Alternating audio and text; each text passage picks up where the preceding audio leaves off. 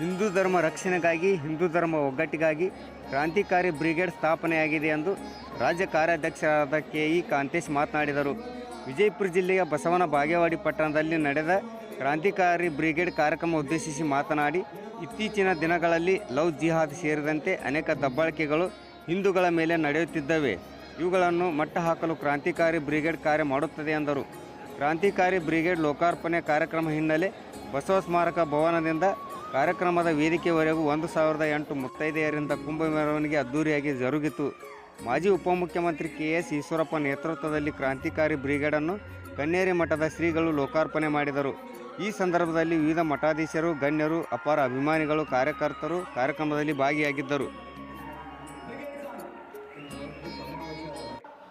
ಯಾವ ಅಧಿಕಾರ ಇಲ್ದಿದ್ರು ಕೂಡ ಇಷ್ಟು ದೊಡ್ಡ ಸಂಖ್ಯೆಯಲ್ಲಿ ತಾವೆಲ್ಲರೂ ಕೂಡ ಬಂದು ನನ್ನ ತಂದೆಗೆ ಆಶೀರ್ವಾದ ಮಾಡಕ್ಕೆ ಬಂದಿದ್ರೆ ನಿಮ್ಮೆಲ್ಲರೂ ಕೂಡ ಹೃದಯಪೂರ್ವಕವಾದಂಥ ಸಾಷ್ಟಾಂಗ ನಮಸ್ಕಾರ ಮಾಡ್ಲಿಕ್ಕೆ ನಾನು ಇಷ್ಟಪಡಿಸ್ತಾ ಇದ್ದೀನಿ. ಕೊನೆ ಉಸಿರಿವರೆಗೂ ಕೂಡ ನಾನು ಒಂದು ಮಾತನ್ನು ಹೇಳಿಕ್ಕೆ ಬಯಸ್ತಾ ಇದ್ದೀನಿ.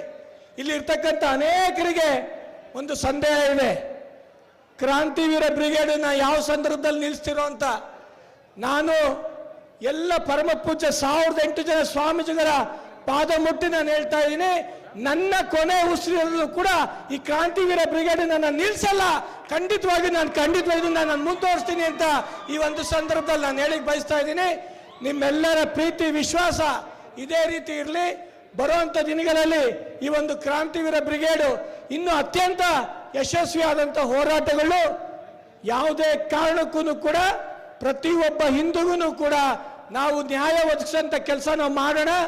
ಪ್ರತಿಯೊಬ್ಬ ಹಿಂದೂ ಹೆಣ್ಮಗಳೂ ಕೂಡ ಯಾವ ರೀತಿ ರಾಮರಾಜ್ಯ ಆಗಬೇಕು ಅಂತ ನಾವು ಕನ್ಸ್ಕೊಂಡಿದ್ವಿ.